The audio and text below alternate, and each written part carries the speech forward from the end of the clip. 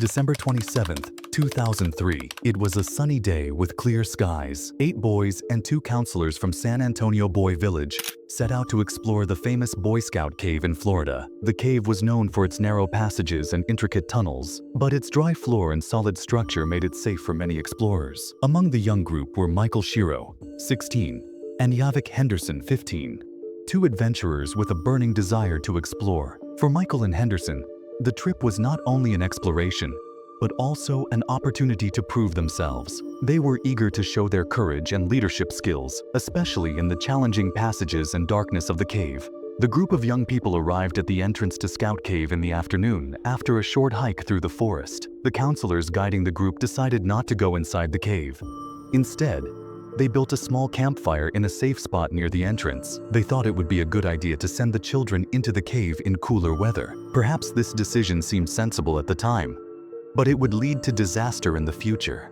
With only 8 flashlights, the boys made their way deeper into the cave. It was silent and dark. Their first steps were full of childish excitement, whispering, giggling, sometimes brave laughter. But as they went deeper, these sounds diminished. The darkness became more intense, the silence more dominant. Michael and Henderson assumed the role of leaders and moved ahead of the group. They crawled through narrow passages and banged their bodies against the stone walls. The cave became increasingly claustrophobic. The floor was slippery, the walls icy and damp. Every minute that passed, every step forward was both physically and mentally exhausting. Over time, the lights of the flashlights began to weaken. First, a few started blinking. Then one of them ran out of battery. The darkness was no longer just a visual, but an emotional pressure. After the boys had been inside for about an hour, the group came to one of the most challenging and deadly sections of the cave, Hairpin Curve. This deadly passage formed a natural bottleneck inside the cave. It got its name from its sinuous structure. It was so narrow that only one person could crawl through. Even scarier, there was a blind spot inside the passage that curved almost 180 degrees and you couldn't see what was just beyond it. The young group had to make a decision, continue or turn back.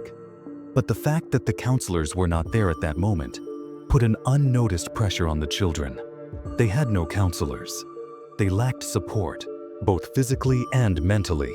Michael headed for the door without hesitation. Henderson was right behind him. They curled their bodies into the narrow passage. They pressed their hands against the stone floor and crawled on their knees. Michael rounded the bend in the passage. Henderson hesitated for a moment as he followed him. His chest pressed against the stones, trapped between his legs. He could neither go forward nor turn back. His whole body was trapped between the stone walls. His breathing quickened and panic set in. At that moment, the courage of youth gave way to the fear of death. Henderson was stuck, and Michael did not yet realize it. A few minutes had passed in the passage when Michael realized that something was wrong behind him. Henderson's breathing was quickening, and his voice was shaking. Michael immediately tried to turn back, but it was almost too difficult to maneuver in the narrow passage. He wanted to crawl backwards, but it was almost impossible. He had to try for his friend. After several attempts, he pulled himself back and reached Henderson. His friend's face was scratched from rubbing against the stones, and there was great fear in his eyes. Michael grabbed his shoulder and tried to pull him up, but Henderson couldn't move. His body was so stuck in the stones that there was no room to move a finger. The rest of the scouts were waiting in a wider section of the passage. Flashlights shone, voices echoed, but no one could see exactly what was happening in the narrow passage. Some of the children began to talk among themselves. The rest of the group prayed silently. Henderson was nailed to the stone walls. Every time he breathed, the sharp edges dug into his ribs, hurting him, darkening his eyes. The more Michael tried to help, the tighter the cramped space became. Neither of them had almost any room to move. As the minutes passed, Michael's strength began to fail.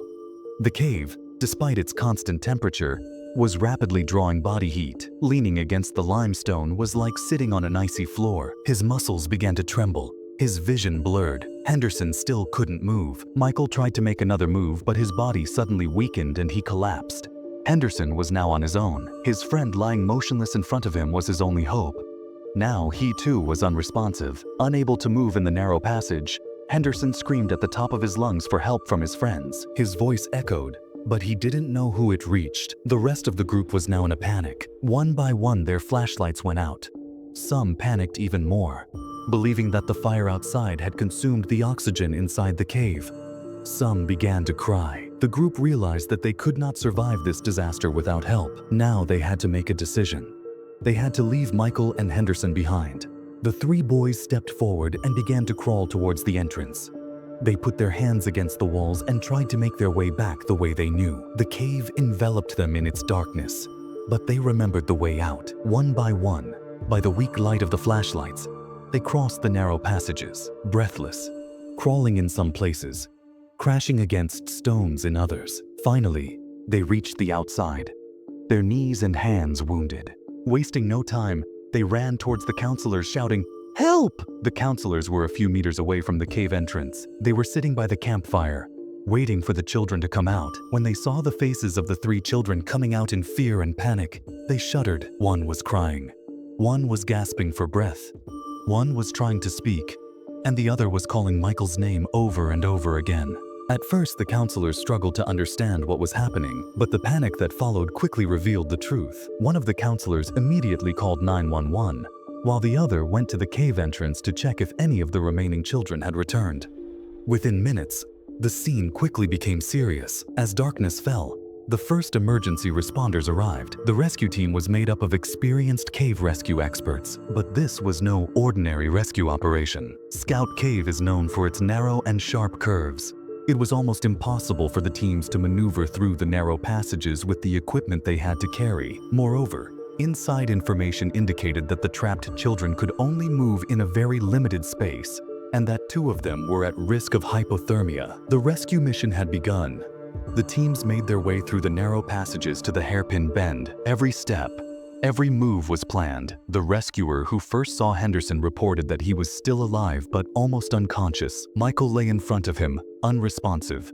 The rescue team first chipped away at the rocks with a pickaxe to widen the narrow passage. This was both time-consuming and had to be done carefully to avoid damaging the structure inside. After an hour of hard work, Henderson was brought out. His body was shivering with cold, but he was alive. He was immediately wrapped in a thermal blanket and carried outside. Now all eyes turned to Michael. Michael was more difficult to save. He was unconscious and his pulse was very weak. The team had to widen the passage a bit more. After nearly 2 hours of hard struggle, Michael was carefully pulled out. His body was stiff, hypothermic. The teams attached him to a harness and began to carry him quickly and carefully to the surface. Each narrow passage was a new obstacle. The team was exhausted, but they never gave up. After hours of rescue, they finally pulled him out of the cave. Michael and Henderson were rushed to hospital. Henderson recovered after a few hours. Michael regained consciousness the next day. Both were alive and well. This incident showed how quickly even an ordinary cave trip can turn into tragedy, and also how high the price of not making good decisions can be. The counselors' decision to stay outside the cave was well-intentioned, but they had left the novice explorers unguided. This tragedy could have ended even worse. Fortunately, perseverance, teamwork, and timely intervention saved lives. Would you go back and leave your friend in this situation? Or would you do everything in your power to save him or her? Share your thoughts in the comments.